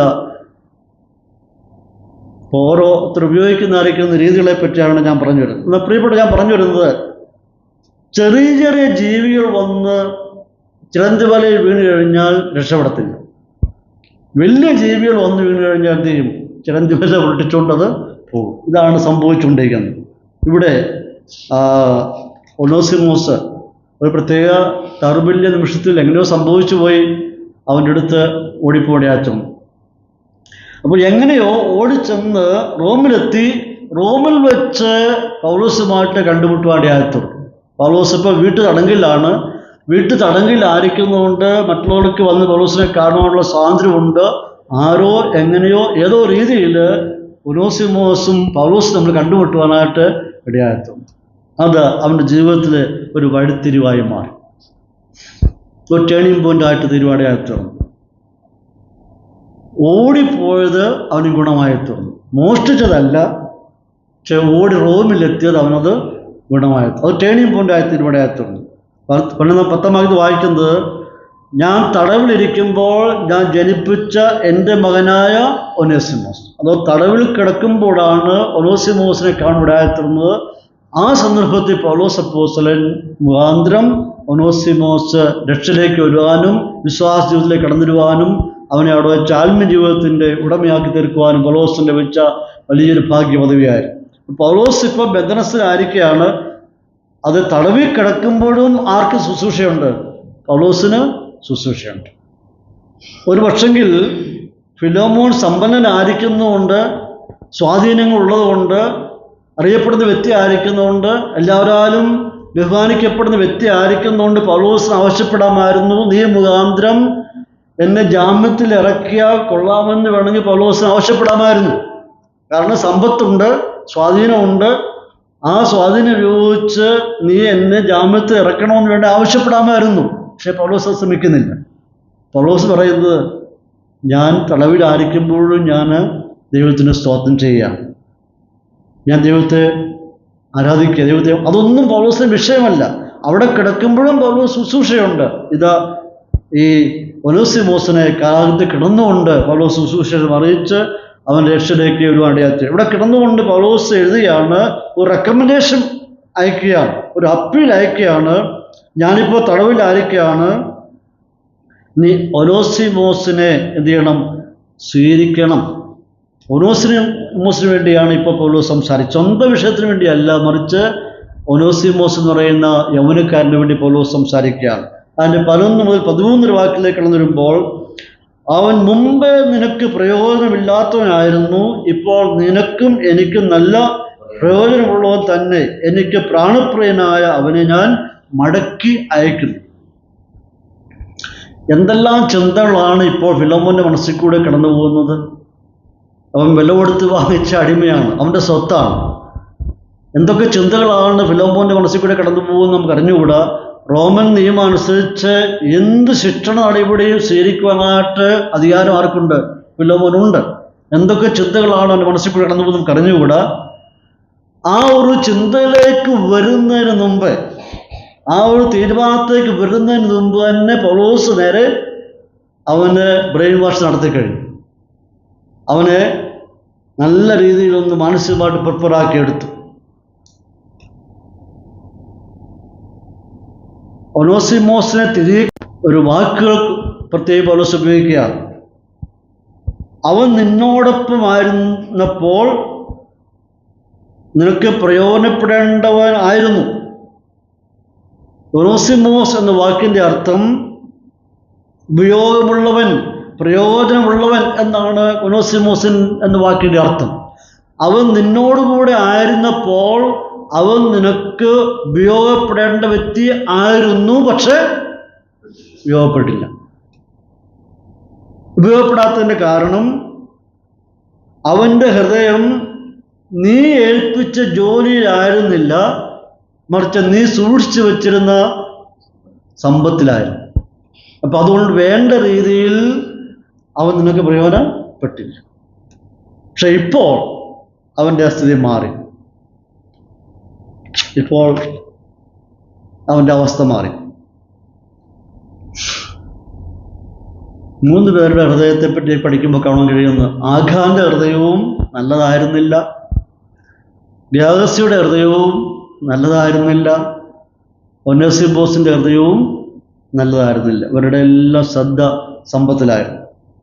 ഇപ്പോൾ പൗലോസ് പറയാണ്, മുൻപ് നിനക്ക് അവൻ്റെ പേരിൻ്റെ അർത്ഥം പ്രയോജനമുള്ളവനെന്നാണ്, പക്ഷെ നിനക്ക് അവനെക്കൊണ്ട് പ്രയോജനം ഉണ്ടായില്ല. ഇപ്പോൾ എനിക്കും അവൻ പ്രയോജനമായി തീർന്നു. അവൻ മടങ്ങി വന്നാൽ നിനക്കും അവന് പ്രയോജനമായി തീരും. അവൻ്റെ പേരിനെ പോലെ തന്നെ നിനക്ക് പ്രയോജനമുള്ളവനായി തീരണം. എന്താണ് സംഭവിച്ചത്? പൗലോസ് എന്താണ് ഉദ്ദേശിക്കുന്നത്? അവൻ്റെ ഹൃദയത്തിന് മൊത്തത്തിൽ മാറ്റം സംഭവിച്ചു. അവൻ്റെ മനസ്സിന് രൂപാന്തരം സംഭവിച്ചു. അവനിപ്പോൾ പുതിയ സൃഷ്ടിയായിരിക്കുകയാണ്. അവൻ്റെ പഴയ പ്രവൃത്തികളെ അവർ ക്രൂശിച്ചിരിക്കുകയാണ്. അവൻ്റെ രീതിക്കെല്ലാം മാറ്റം സംഭവിച്ചു. പഴയതെല്ലാം കഴിഞ്ഞുപോയി. അവൻ പുതിയൊരു മനുഷ്യനായി തീർന്നു. ആ നിലയിൽ അവൻ എനിക്കും പ്രയോജനമായിക്കൊണ്ടിരിക്കുന്നു. മടങ്ങി വന്നാൽ നിനക്കും അവന് പ്രയോജനമായി തീരും. ഇപ്പോൾ പൗലോസിന് ഒനേസിമോസ് ഒരു ഉപകാരിയാണ്. പൗലോസ് കരാഗത്തിൽ കിടക്കുമ്പോൾ എല്ലാ ശുശ്രൂഷയും ചെയ്തു കൊടുക്കുന്നതിൽ ഒനേസിമോസ് താല്പര്യം എടുക്കുന്നുണ്ട്. ഇപ്പോൾ എനിക്ക് അവൻ പ്രയോജനമുള്ളതായിത്തീരുന്നു. അവൻ വളരെ സഹായിയാണ്. അവൻ വളരെ മാറിയിരിക്കുന്നു. അവൻ്റെ പെരുമാറ്റവും സ്വഭാവവും മൊത്തത്തിൽ മാറിയിരിക്കുകയാണ്. പക്ഷെങ്കിൽ അവൻ എന്നോട് കൂടെ ഉള്ളത് എനിക്ക് സന്തോഷമാണ്, ഒരു ആശ്വാസമാണ്. പക്ഷേ അവനെ ഞാൻ പിടിച്ചെടുത്തുന്നില്ല. അവനെ ഞാൻ നിനക്കിലേക്ക് മടക്കി അയക്കുക. ഒരു പക്ഷേ പൗലോസിന് ഒനേസിമോസിനെ അവനോടൊപ്പം പിടിച്ചു നിർത്താമായിരുന്നു. പക്ഷെ പൗലോസ് അത് ആഗ്രഹിക്കുന്നില്ല. ഞാൻ അവനെ മടക്കി അയക്കും. നീ മടങ്ങിച്ചെന്ന് നിങ്ങൾ വീണ്ടും ഒരു കൂടിക്കാഴ്ചയ്ക്ക് അവസരം ഒരുക്കി കൊടുക്കുകയാണ്. കൂടെ നിർത്താനായിട്ട് ആഗ്രഹമുണ്ടെങ്കിലും പൗലോസ് അതിന് ശ്രമിക്കുന്നില്ല. പൗലോസ് ഫിലോമോൻ എഴുതുകയാണ്, ഞാൻ അവനെ മടക്കി അയക്കുക. അവൻ മടങ്ങി വരുമ്പോൾ നീ അവനെ ഹൃദ്യമായിട്ട് സ്വീകരിക്കണം. ഒരു അടിമയായിട്ടല്ല, മറിച്ച് ഒരു സഹോദരനായിട്ട് നീ അവനെ സ്വീകരിക്കണം. നിന്റെ അടുത്തായിരുന്നപ്പോൾ അവൻ അടിമയായിരുന്നു. പക്ഷെ എൻ്റെ അടുത്ത് വന്നപ്പോൾ അവൻ അടിമയല്ല, അവൻ ദൈവദാസനായിട്ട് തീർന്നു. പൗലോസിൻ്റെ ആഗ്രഹം എന്ന് പറയുന്നത് ഒരു ഫൊർഗീവ്നെസ്സും ഒരു റെക്കൺസൈലിയേഷനും ഇവിടെ നടക്കേണ്ട ആവശ്യമാണ്. ഒരു ക്ഷമാപണവും ഒരു കൂടിച്ചേരലും ഇവിടെ വളരെ ആവശ്യമാണ്. പൗലോസ് ഒനോസിമോസിനെ മടക്കി അയക്കാതിരുന്നുവെങ്കിൽ ചിത്രം മാറിപ്പോകുമായിരുന്നു. അടുത്ത വാക്യത്തിൽ കടന്നു വരുമ്പോൾ 14-15 വാക്യത്തിൽ കടന്നു വരുമ്പോൾ, എങ്കിലും നിന്റെ ഗുണം നിർബന്ധത്താൽ എന്നെപ്പോലെ അല്ല, മനസ്സോടെ ആകേണ്ടതിന് നിന്റെ സമ്മതം കൂടാതെ ഒന്നും ചെയ്യുവാൻ എനിക്ക് മനസ്സിലായി. അത് ഒനേസിമോസ് മടങ്ങി കൊലോസിയിൽ പോയാൽ, ഫിലോമോന്റെ വീട്ടിലോട്ട് പോയാൽ പൗലോസിനൊരു നഷ്ടം സംഭവിക്കുക, ഒരു നല്ലൊരു സഹായിയെ നഷ്ടമാവുകയാണ്. തടവിലിരിക്കുന്ന പൗലോസിന് ഒനോസിമോസ് തികച്ചൊരു സഹായിയാണ്.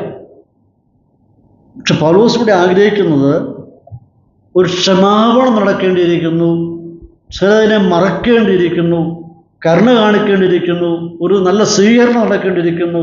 മനസ്സിൻ്റെ ഭാരം, പരസ്പരം ആയിരിക്കുന്ന ഭാരം വിട്ടുമാറിയേ മതിയാകും. ഒരു കൂടിക്കാഴ്ച നടക്കുന്നെങ്കിൽ മാത്രമേ ഹൃദയത്തിലെ വേദനകൾ പരസ്പരം മാറുകയുള്ളൂ. അകന്ന് നിൽക്കുകയാണെന്നുണ്ടെങ്കിൽ മാറത്തില്ല.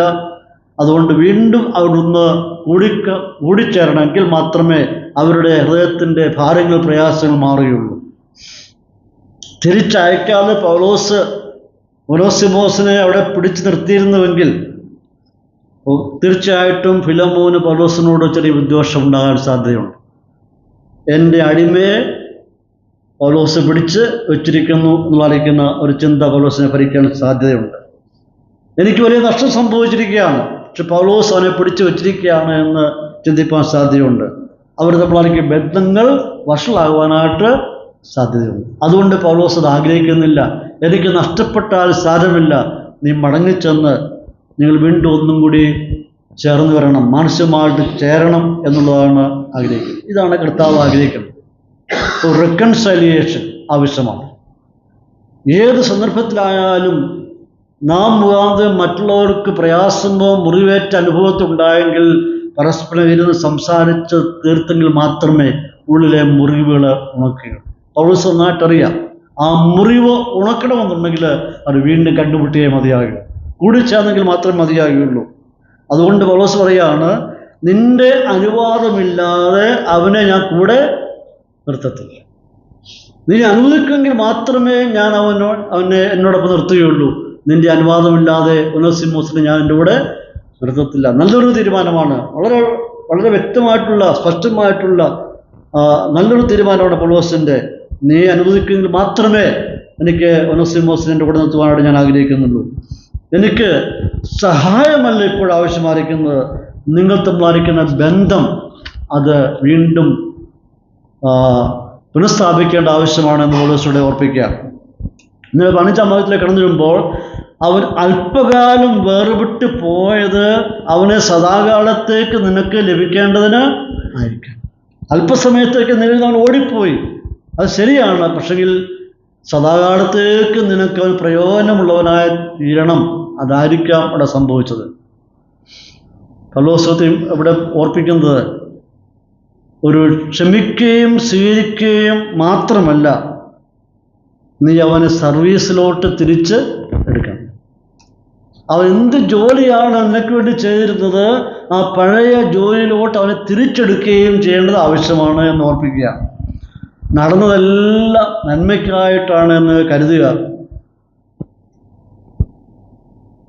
ഒരിക്കൽ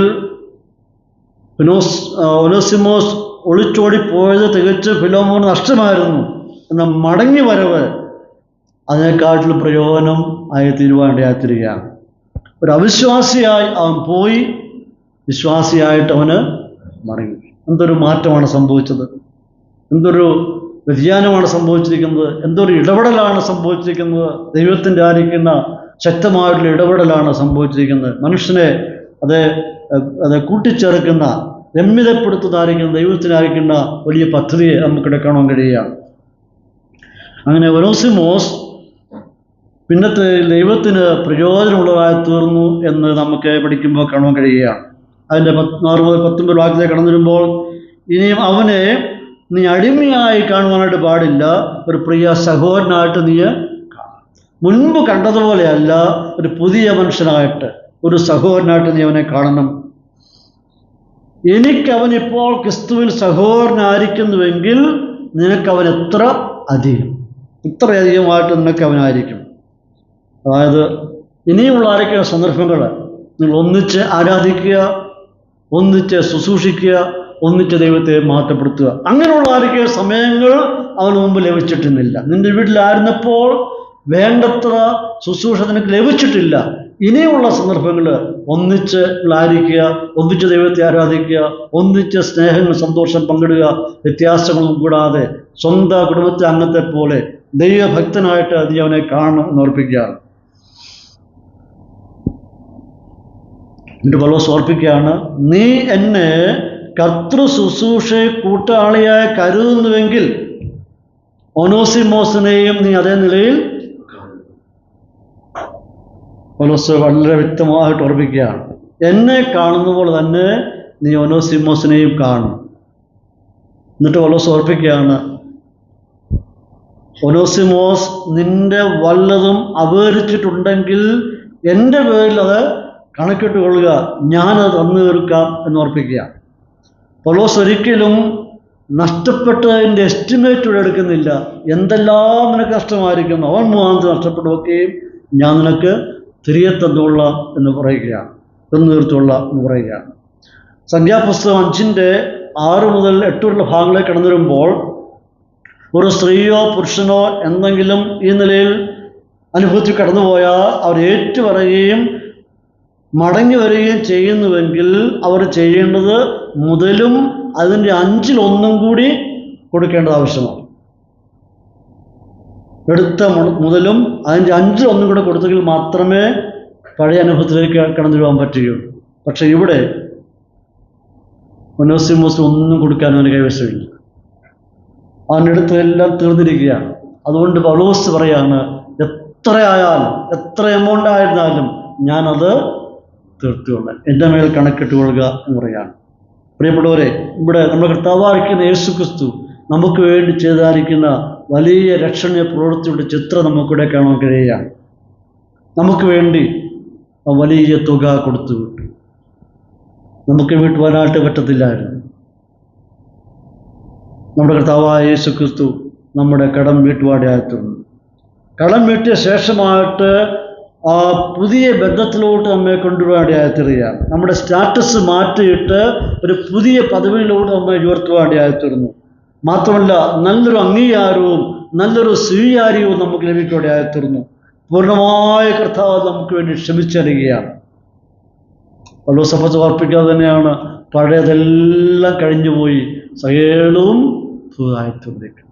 പഴയതെന്തെല്ലാം ഉണ്ടായിരുന്നാലും പഴയ സ്വഭാവങ്ങൾ, പ്രവൃത്തികൾ എല്ലാം കഴിഞ്ഞു പോയിരിക്കുകയാണ്, സകലം പുതുതായി തീർത്തിരിക്കുന്നു. ഇതാണ് ദൈവം അംഗീകരിക്കുമ്പോൾ ഉണ്ടാകുന്ന അനുഭവം എന്ന് പറയുന്നത്. 20-21 വാക്യത്തിൽ കടന്നു വരുമ്പോൾ, നീ അനേകരുടെ ഹൃദയം തണുപ്പിക്കുന്നുണ്ട്. ഈ ഘട്ടത്തിൽ എനിക്ക് നിന്റെ സഹായം ആവശ്യമുണ്ട്. എൻ്റെ ഹൃദയത്തെയും നീ തണുപ്പിക്കേണ്ടത് ആവശ്യമാണ്. നീ അത് ചെയ്യുമെന്ന് എനിക്ക് നന്നായിട്ടറിയാം. എന്ത് ചെയ്താൽ, ഫിലോമോൻ എന്ത് ചെയ്താൽ പൗലോസിൻ്റെ ഹൃദയം തണുപ്പിക്കുവാൻ ഇടയായിത്തീരും? 3 കാര്യങ്ങൾ ചെയ്താൽ മാത്രം മതി. 1, ഫൊർഗീവ്, നീ ഒനോസിമോസിനോട് ക്ഷമിക്കണം. 2, റിസീവ്, നീ അവനെ പൂർണ്ണ ഹൃദയത്തോടുകൂടി അവനെ സ്വീകരിക്കണം. 3, റെസ്റ്റോർ ഹിം, പഴയ ബന്ധത്തിലോട്ട് നീ അവനെ കൊണ്ടുവരണം. ഒരു വിഘടിത അനുഭവത്തോട് കാണാതെ, വേർതിരിവ് കാണിക്കാതെ, പഴയ ബന്ധം എങ്ങനെയായിരുന്നോ അതേ നിലവാരത്തിലോട്ട് നീ കൊണ്ടുവരണം. അങ്ങനെ ചെയ്യുന്നുവെങ്കിൽ നീ എൻ്റെ ഹൃദയത്തെയും തണുപ്പിക്കും. നീ അനേക ഹൃദയത്തെ തണുപ്പിക്കുന്ന വ്യക്തിയാണ്, പക്ഷെ ഈ ഘട്ടത്തിൽ നീ എൻ്റെ ഹൃദയത്തെയും കൂടി തണുപ്പിക്കണമെന്ന് പൗലോസ് ഓർപ്പിക്കുകയാണ്. ഇത് ചെയ്താൽ എനിക്ക് സന്തോഷവും എൻ്റെ ഹൃദയത്തെ തണുപ്പും ഉണ്ടാകുവാൻ ഇടയായിത്തീരുന്നു. അപ്പോൾ ഇവിടെ പൗലോസിന് ഫിലോമോന് വലിയ പ്രതീക്ഷയാണുള്ളത്. 22 വാക്യത്തിൽ കടന്നു വരുമ്പോൾ, ഇതല്ലാതെ നിങ്ങളുടെ പ്രാർത്ഥനയാൽ ഞാൻ നിങ്ങൾക്ക് നൽകപ്പെടുക എന്ന പ്രത്യാശ ഉണ്ടാകൊണ്ട് എനിക്ക് പാർപ്പിടം ഒരുക്കിക്കൊള്ളുക എന്ന് പൗലോസ് ഓർപ്പിക്കുകയാണ്. പൗലോസ് പ്രതീക്ഷിക്കുന്നത് അധികം താമസിയാതെ പൗലോസിൻ്റെയും ജയിൽ മോചനം ഉടനെ സംഭവിക്കുമെന്ന് പൗലോസിൻ്റെ പ്രതീക്ഷയുണ്ട്. ഒന്നാമത്തെ കാരാഗൃഹമാണ്. ഇനി വേറെ ഒത്തിരി ഉണ്ടായിരുന്നു, പക്ഷേ ഒന്നാമത്തെ ആയിരിക്കുന്നതുകൊണ്ട് എത്രയും വേഗത്തിൽ പൗലോസിൻ്റെ പ്രതീക്ഷ എന്ന് പറയുന്നത് എനിക്കൊരു മോചനം ഉണ്ടാകും. അങ്ങനെ മോചിക്കപ്പെട്ടവനായി ഞാൻ പുറത്തു വന്നു കഴിഞ്ഞാൽ ഫിലോമോനെ കാണുവാനായിട്ട് വലിയ ആഗ്രഹമുണ്ട്. അങ്ങനെ മോചിതനായിട്ട് വന്നു കഴിഞ്ഞാൽ പൗലോസ് ഓർപ്പിക്കുക, നിൻ്റെ വീട്ടിൽ ഒരു റൂം എനിക്ക് വേണ്ടി നീ ഒരുക്കി, ഒരു നല്ല മുറി നീ എനിക്ക് വേണ്ടി ഒരുക്കിക്കൊള്ളണം എന്ന് പൗലോസ് ഓർപ്പിക്കുക. എത്രയോ ഒരു ഹൃദ്യമായിട്ടുള്ള കത്താണ് എഴുതിയിരിക്കുന്നത്. ഇപ്പോൾ ചുരുക്കത്തിൽ പൗലോസ് ഫിലോമോൻ്റെയും കുടുംബത്തിൻ്റെയും സഭയുടെയും പ്രാർത്ഥന എന്താണ് പൗലോസ് ബോധിപ്പിക്കണം എന്നുള്ളതാണ്. അവരുടെ പ്രാർത്ഥനയെ പൗലോസ് ആവശ്യപ്പെടുകയാണ്. ഇത് ഒന്നാമത്തെ കാരാഗൃഹവാസം ആയിരിക്കുന്നതുകൊണ്ട് എത്രയും വേഗത്തിൽ മോചനം ലഭിക്കുമെന്ന പ്രതീക്ഷയോടെയാണ് പൗലോസ് അവിടെ കഴിയുന്നത്. മോചനായി കഴിഞ്ഞാൽ ഫിലോമോനെ പോയി കാണുവാനായിട്ട് ആഗ്രഹമുണ്ട്. നീ എനിക്ക് വേണ്ടി ഒരു ഗസ്റ്റ് റൂം തയ്യാറാക്കിക്കൊള്ളുക എന്ന് ഓർപ്പിക്കുക. ഇവൻ സമ്പത്തുള്ളവനാണ്, വലിയ വീടായിരിക്കാം, അതുകൊണ്ട് ഒരു ബെഡ്റൂം നീ എനിക്ക് വേണ്ടി ഒരുക്കിക്കൊള്ളാനായിട്ട് പറയുകയാണ്. നമുക്കറിഞ്ഞുകൂടാ പൗലോസ് ഫിലോമോൻ്റെ വീട്ടിൽ വന്നു, ഒരുപക്ഷെ വരാൻ സാധ്യതയുണ്ട്, വ്യക്തമല്ല. എന്തായാലും പൗലോസ് ഓർപ്പിക്കുകയാണ്, ഒരു ഗസ്റ്റ് റൂം നീ എനിക്ക് വേണ്ടി ഒരുക്കിക്കൊള്ളാം. നമുക്ക് ഒന്നുകൂടി കാണുവാനായിട്ട് ആഗ്രഹമുണ്ട്. എനിക്കിതിനെ കാണുവാൻ ആഗ്രഹമുണ്ട്, നിൻ്റെ സഭയെ കാണുവാൻ ആഗ്രഹമുണ്ട്, സഹോദരങ്ങളെ കാണുവാൻ ആഗ്രഹമുണ്ട്, ഒനോസിമോസിനെ വീണ്ടും കാണുവാൻ എനിക്ക് ആഗ്രഹമുണ്ട്. നീ ഒരു ഗസ്റ്റ് റൂം എനിക്ക് വേണ്ടി മാറ്റിയിട്ടുകൊള്ളുക എന്ന് ഓർപ്പിക്കുകയാണ്. പ്രിയപ്പെട്ടവരെ, നമ്മുടെ പ്രത്യാശ തന്നെയാണ് നമുക്ക് വേണ്ടി കർത്താവ് ഉന്നതങ്ങളിൽ വാസസ്ഥലങ്ങൾ അവനെ ഒരുക്കിയിരിക്കുകയാണ്. നമ്മുടെ ഇന്ന് കടന്നു പോകുമ്പോൾ അവിടെ നമുക്കായി വലിയ പാർപ്പിടങ്ങൾ, ഉന്നതമായ അനുഭവങ്ങൾ നമുക്കായി കാത്തിരിക്കുകയാണ്. പൗലോസിൻ്റെ ആഗ്രഹമാണ്, നീ എനിക്ക് വേണ്ടി ഒരു ഭവനം, ഒരു വീട്, ഒരു മുറി നീ ഒരുക്കിക്കൊള്ളണം എന്ന് ഓർപ്പിക്കുകയാണ്. ഇപ്പോൾ ഇവിടെ 23-25 വാക്കിലേക്ക് കടന്നു വരുമ്പോൾ പൗലോസിനോടൊപ്പം ഏകദേശം 5 പേരുടെ ഈ സമയത്ത് റോമിലുണ്ട്. അവർ 5 പേരുടെ ലിസ്റ്റ് 23-25 വായിക്കുന്നുണ്ട്.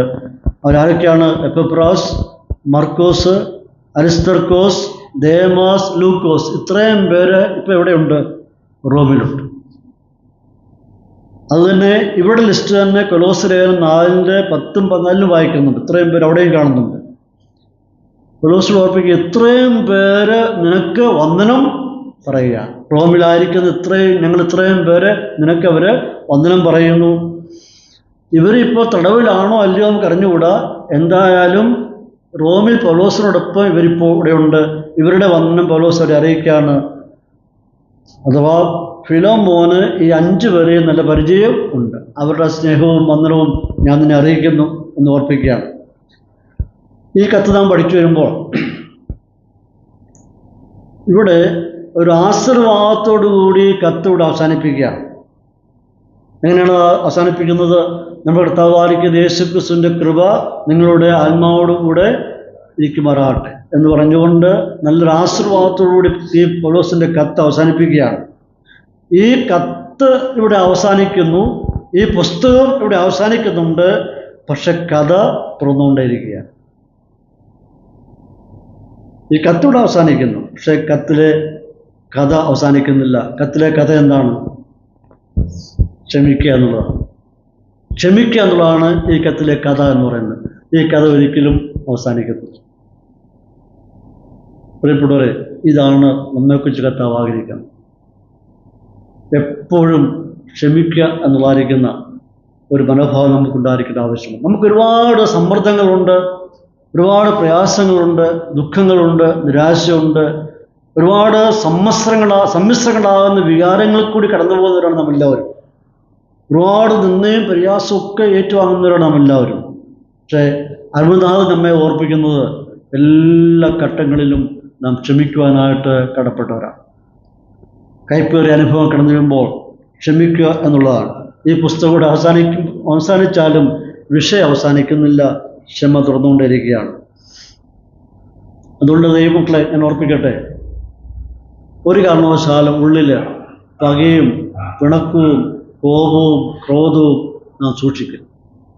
അത് സൂക്ഷിക്കുന്നുവെങ്കിൽ അത് തിരിച്ച് നമുക്ക് ദോഷമായി തീരും. നമുക്ക് ദോഷത്തിന് ഹേതുവായി തീരാതെ സഹിക്കുക, ക്ഷമിക്കുക, വിട്ടുകളയുക. നമുക്ക് ദോഷത്തിനൊരിക്കലും കാരണമായി തീരരുത്. ഒനേസിമോസിൻ്റെ ജീവിത ചരിത്രം പഠിച്ചു വരുമ്പോൾ പാരമ്പര്യം പഠിപ്പിക്കുന്നത്,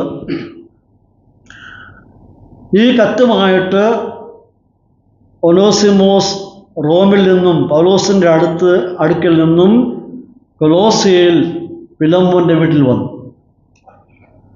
വന്ന ശേഷം ഫിലമോൻ്റെ വീട്ടിൽ താമസിച്ച് അവർ നമ്മൾ കാണുന്നു, കണ്ടുമുട്ടുന്നു, ക്ഷമിക്കുന്നു, പൊറുക്കുന്നു, അവർ വാരിപ്പുണർന്നു, എല്ലാം മറന്നു, എല്ലാം ക്ഷമിച്ചു, വീട്ടിൽ താമസിക്കുന്നു. അതിനുശേഷം ഇതുവരെ ഉണ്ടാകാത്തായിരിക്കുന്ന പുതിയ അനുഭവം ഉണ്ടായി. അവർ ഒന്നിച്ച് കർത്താവിനെ അറിയിപ്പാനായിട്ട് ഇടയായിത്തീരും. മുമ്പ് അങ്ങനെ ആയിരിക്കത്തില്ല, പക്ഷേ വന്ന ശേഷം അവർ ഒന്നിച്ച് കർത്താവിനെ അവൻ്റെ വീട്ടിൽ ആരാധിപ്പാൻ ഇടയായിത്തീർന്നു. ചരിത്രം പറയുന്നത്, പിന്നത്തേതിൽ ഈ ഒനേസിമോസ് ഊർജ്ജസ്വലനായ ഒരു പ്രഭാഷകനായിട്ട്, ഒരു പ്രസംഗനായിട്ട് മാറി എന്നാണ്. പിന്നത്തേതിൽ തീമോത്തിയോസിൻ്റെ പിൻഗാമിയായിട്ട് എഫെസോസ് സഭയുടെ അധ്യക്ഷനായിട്ട് ഒനേസിമോസ് മാറി. AD 109 അന്നത്തെ റോമൻ ഗവർണർ ഒനേസിമോസിനെ പിടിച്ച് 18 ദിവസം തടവിലിട്ടു.